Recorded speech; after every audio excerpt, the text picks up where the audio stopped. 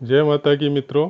मैंने जो पोस्ट डाला था कि सैटरडे से हम लोग बेसिक क्लासेस चालू करेंगे, उसके लिए जितने भी मित्र बंधु जुड़े हैं उनका हृदय से स्वागत है। और उनमें कुछ कुछ मैंने देखा है कि जो खुद ज्ञानी हैं वो भी जुड़े हैं, उनका भी स्वागत है। और रिक्वेस्ट है उनसे, कहीं अगर मैं गलत हूँ बोलने में, दिखाने में, तो मेरा ज़रूर मार्गदर्शन करें, मेरे को कमेंट करें, बताएं कि यहाँ आप गलत हो। बेसिक क्लासेस का ज़रूरत क्यों पड़ा? वो ज़रूरत मेरे को इसलिए महसूस हुआ कि एक जातक है, कोई ग्रुप में जुड़ा है और वो अपनी प्रॉब्लम लेके एक कुंडली सबको शेयर कर रहा है, तो सब उस पर तरह तरह के प्रिडिक्शन देते हैं।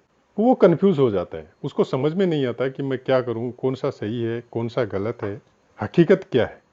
तो अगर उस जगह में उसको पहले से बेसिक नॉलेज हो, कितने भाव होते हैं, भावों का फल क्या है, भावों के कारक कौन है, फिर जो राशियां बैठती हैं वो कैसे बैठती है, उनका फल क्या है, तो वो इतना कंफ्यूज नहीं होगा और वो आराम से डिसाइड कर लेगा कि मेरे को कौन से एस्ट्रो से इनबॉक्स में जाना है, किससे बात करनी है और कौन सही है।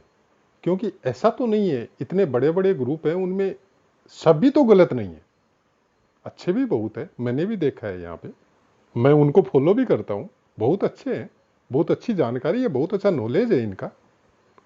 अपने अपने जो काम अपना जो काम है उस पर पूरी कमांड है उनकी। तो मेरा यही है बेसिक क्लासेस चालू करने का, कि आपको एक सरल ज्योतिष का नॉलेज हो और आप उसको आराम से अपनी कुंडली पे फॉलो करें और उसके बाद में जाए एस्ट्रो के पास। कोई जरूरी नहीं है आप ऑनलाइन आओ, आपके शहर में, आपके गांव में, अगल बगल में भी ऐसे जानकार बहुत है, आप उनसे भी बात कर सकते हैं, उनसे भी पूछ सकते हैं। तो चलिए शुरू करते हैं। पहला भाव, जन्म कुंडली आप देख ही रहे होंगे, मैंने यहाँ पे खाली काउंटिंग बिठाई हुई है, 1 2 3 4 5 6 7 8 9 10 11 12। इनको आप राशियां ना समझे, भाव समझे। राशियों का काम बाद में होगा, जब हम लोग भावों को समझ लेंगे उसके बाद में राशियों का काम आएगा। तो आपने सोशल मीडिया में भी, अगर आप बुक पढ़ते हैं तो बुक में भी आपने देखा होगा कि पहला भाव जातक खुद है। जैसे मेरी अगर ये जन्मपत्री है तो पहला भाव मैं खुद हूं और बाकी जो भाव है वो मेरे डिपार्टमेंट है, मैं नहीं हूं। मैं तो खुद वहां हूं पहले से ऑलरेडी। मेरा लगन जो है, पहला भाव जो लगन है, वो मैं खुद हूं।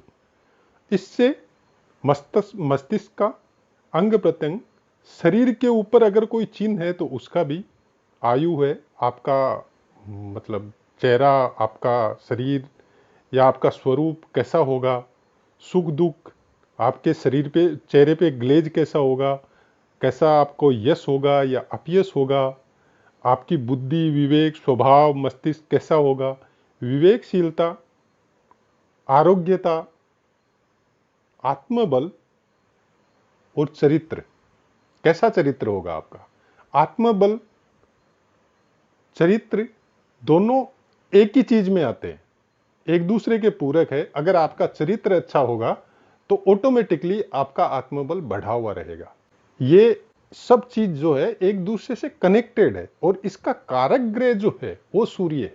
किसी किसी विद्वान ने मंगल को भी बोला है, क्योंकि जो पहले भाव से जो बल और उत्साह आपको मिलता है वो मंगल से मिलता है। और आत्मबल जो मिलता है, विल पावर जिसको हम लोग बोलते हैं, कि आपका शरीर दुबला पतला हो सकता है, आपके शरीर में खून की कमी हो सकती है, आपके बॉडी का वेट कम हो सकता है, लेकिन आपका हौसला, आपका विल पावर बहुत स्ट्रांग हो सकता है।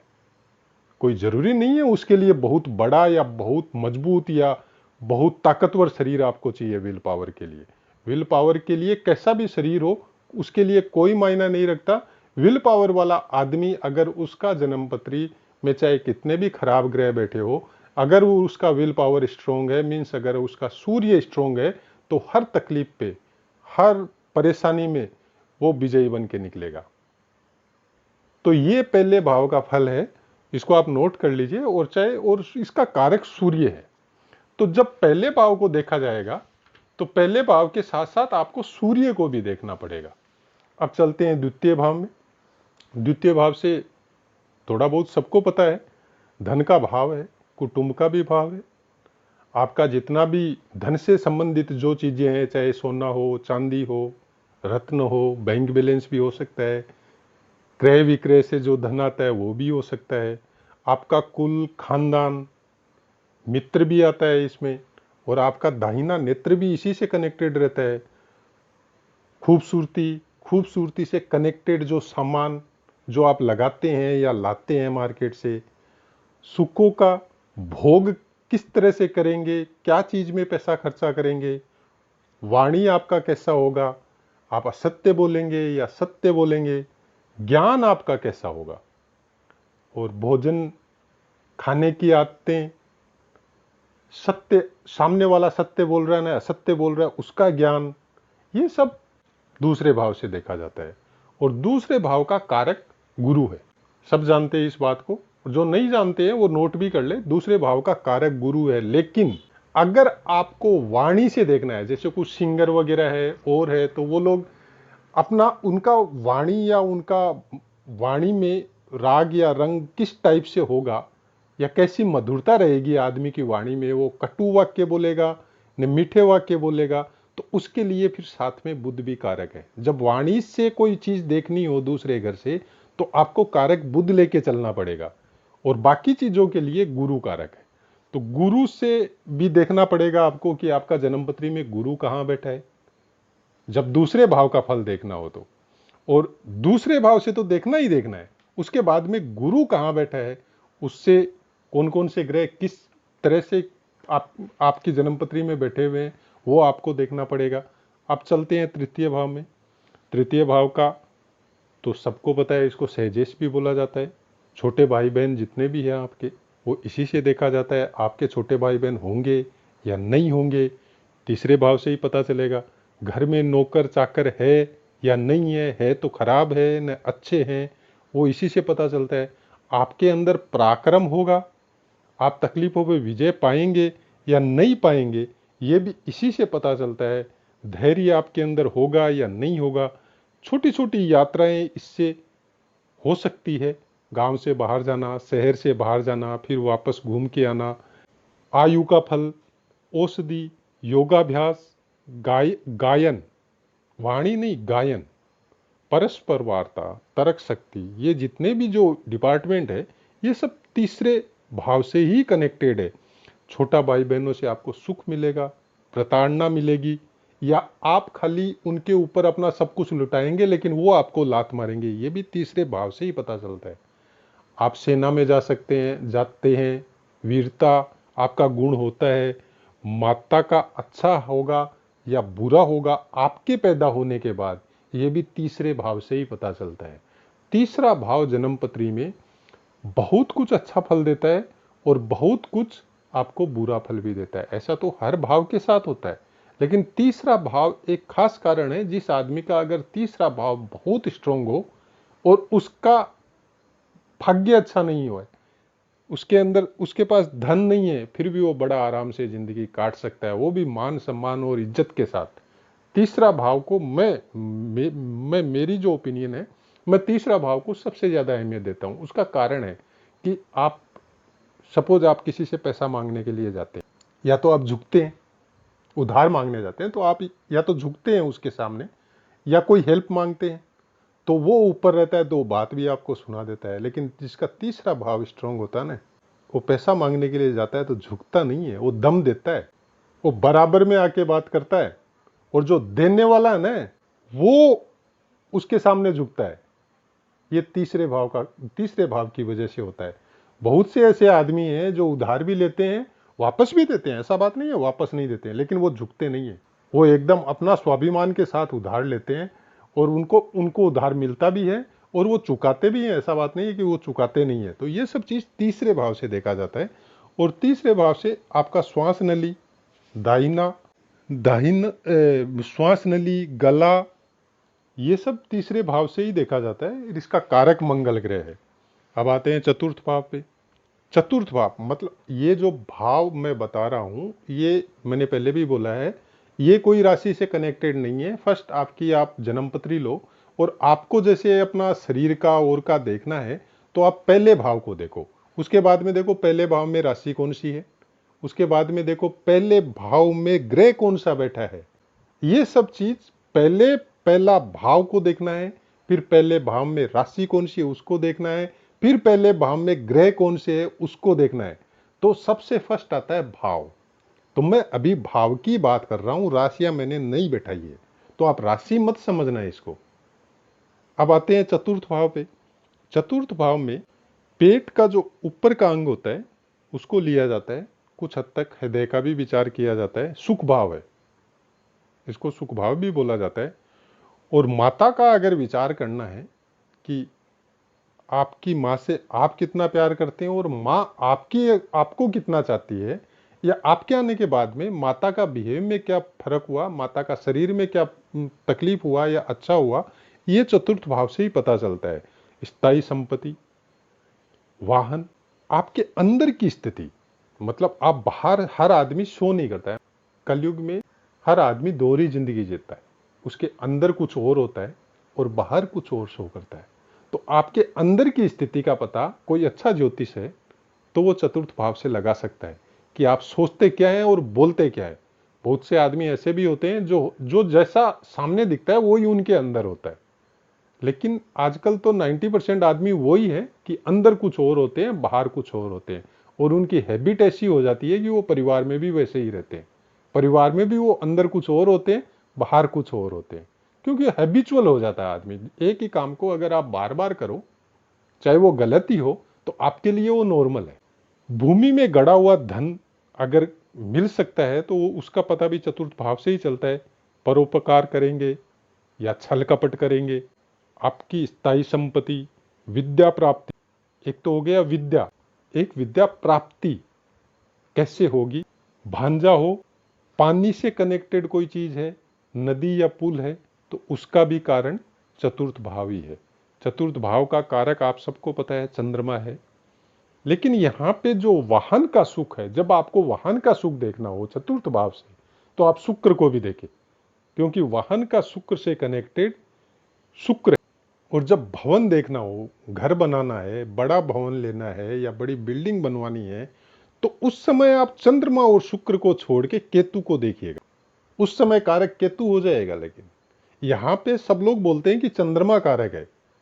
मैं और भी बुक पढ़ा हूं, कुछ विद्वानों से भी मैंने सुना है, तो उसमें क्या है, जब वाहन देखना हो तो शुक्र को देखे कि वो भी कारक बनता है, और जब भवन बनाने हैं तो आप केतु को भी देखें कि केतु आपका कहाँ बैठा है, चतुर्थ घर या चतुर्थ घर का मालिक से उसका कोई संबंध हो रहा है। जब आपको भूमि का क्रय विक्रय करना हो, भूमि खरीदनी हो भवन बनाने के लिए, तो फिर आप मंगल को भी देखना पड़ेगा आपको, क्योंकि भूमि का कारक ग्रह मंगल है।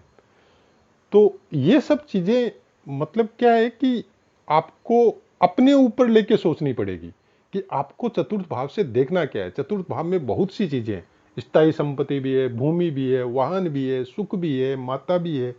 तो सबका कारक चंद्रमा को बताया है, ठीक है, कोई बात नहीं है, लेकिन इसमें समय के साथ कुछ ऐड और लेस होता है। बड़े बड़े विद्वान हैं, उनकी अपनी बुकें हैं, वो लोग अपने हिसाब से प्रिडिक्शन देते हैं, और कुछ विद्वानों का अलग मत होता है। मैंने वही प्रोड्यूस किया है यहाँ पे, मेरा अपना कोई मत मैंने यहाँ पे नहीं लगाया है, लेकिन मैं सपोर्ट करता हूँ इसको।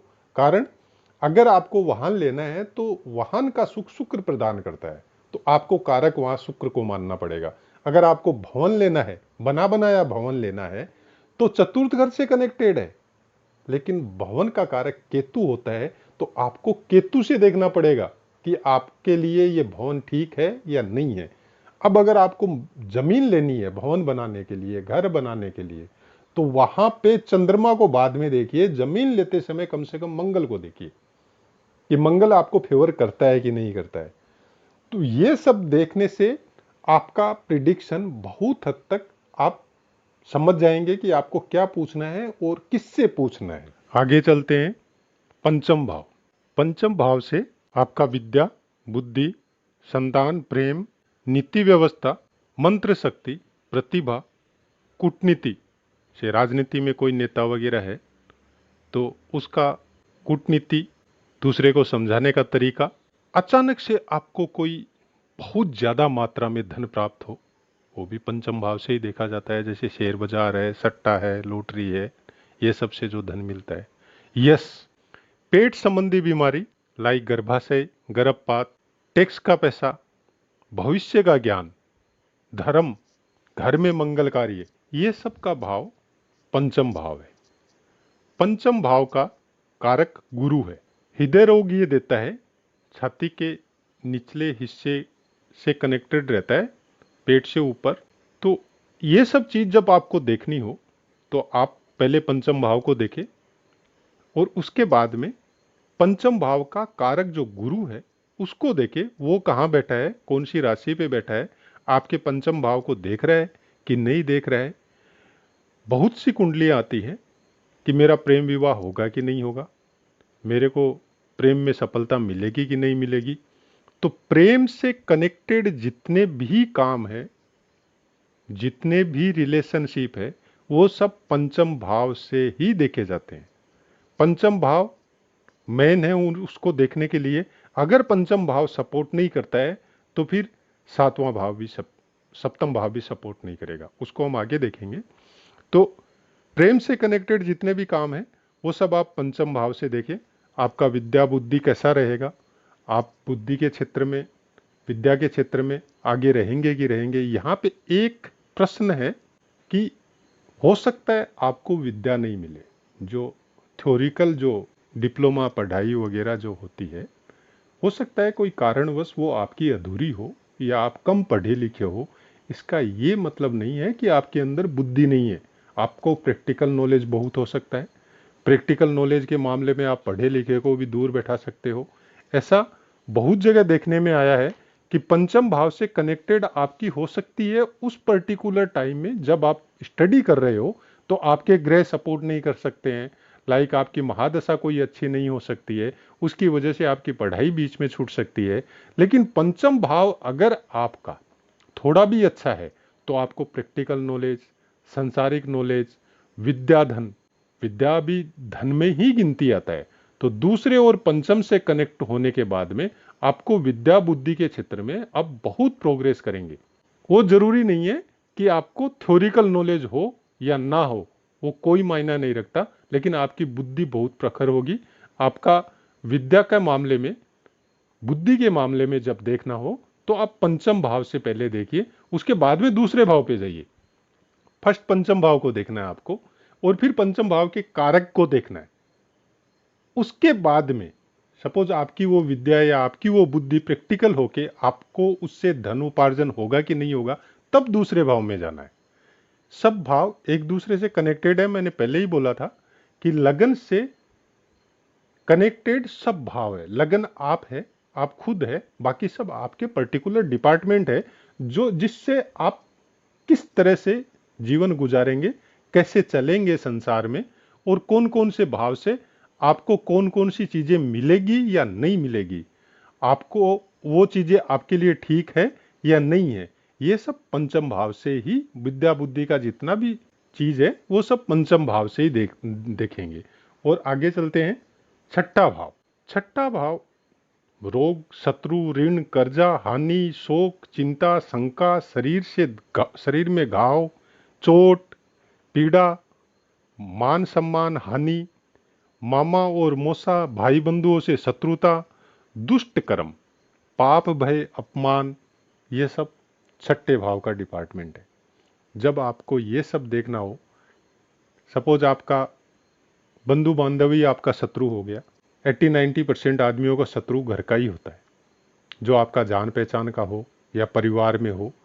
शत्रुता वो ही रखता है, बाहर वाला थोड़ा कम ही रखता है, घर वाला ही शत्रुता ज्यादा रखता है। तो जब आपको वो देखना हो तो आप छठे भाव को देखिए।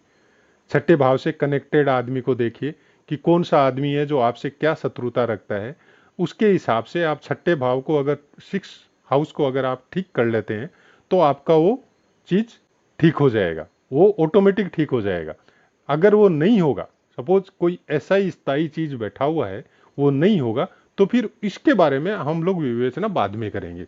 जब राशियां बैठा देंगे, ग्रह बैठा देंगे, तब फिर पूर्ण फल आएगा भावों का कि इसका मतलब क्या होता है और इसको कैसे दूर किया जा सकता है। तो छठे भाव से कनेक्टेड जो चीजें हैं वो आपको पता ही है, बता दी मैंने। पेट का ऊपरी भाग जो है वो भी छठे भाव से ही कनेक्टेड है। इसका कारक मंगल है। जो ऋण और शत्रुता जो आपको देगा उसका कारक मंगल है। लेकिन इससे मामा को भी देखा जाता है। मामा और भांजा का रिलेशन कैसा होगा? वो आपका शत्रु रहेगा न मित्र रहेगा। आपके पैदा होने के बाद में मामा के घर का उत्थान होगा न पतन होगा। तो जब मामा का घर देखना हो तो बुध को देखिएगा, क्योंकि बुध जो है वो आपका मां का परिवार से कनेक्टेड होता है। तो जब उनको देखना हो, आपको ननिहाल पक्ष को देखना हो आपको, तब आप बुध को भी देखिएगा। उस समय आप कारक बुध को लीजिएगा, उस समय मंगल को नहीं लीजिएगा। अब शरीर में कोई रोग हो गया, व्याधि हो गई, चोट लग गई, वो कैसे लगी और उसको कैसे ठीक करना है, तब कारक आप शनि को लीजिएगा। ये मेरा मत नहीं है। हाँ, मैं सपोर्ट करता हूँ, सही बोल रहे हैं। जो भी विद्वानों ने जो बोला है, जो अपनी किताबों में लिखा है, उन्होंने भी सही लिखा है। क्योंकि आप देखिए, जन्मपत्री के विषय में अगर आपको पढ़ना है तो खाली एक पर्टिकुलर बुक को पढ़ने से आपको सही प्रिडिक्शन नहीं आएगा। हो सकता है होरा शास्त्र आपको पूरा समझ में नहीं आए, उसमें एक श्लोक में ही चीज लिखी हुई है और एक श्लोक से अभी जाके हिंदी में रूपांतरित हुई है। पहले तो एक श्लोक ही था संस्कृत का और हर विद्वान उसका अलग अलग प्रिडिक्शन करता था। उसके बाद में लाल किताब भी आ गई, फिर नाड़ी वशिष्ठ जी वाला नाड़ी ज्योतिष भी आ गई, और फिर केपी एस्ट्रोलॉजी भी आ गई।